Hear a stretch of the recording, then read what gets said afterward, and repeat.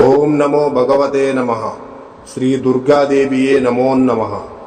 రక్త తర్పణ చేతబడి మీ శత్రువులు గాని, మీరంటే గిట్టని వాళ్ళు గాని, మిమ్మల్ని వేధించే వాళ్ళని గాని వాళ్ళ ఫోటో పేర్లతో రక్త తర్పణం చేసి ఒక ఆత్మని మా ఆధీనంలో చేసుకొని మీ శత్రువుల వంటి మీదకు పంపించి మీ చేతికి మట్టి అంటకుండా, మీ పేరు బయటికి రాకుండా వాళ్ళ అంతటా వాళ్ళనే అంతం చేసుకునేలా చేస్తాము.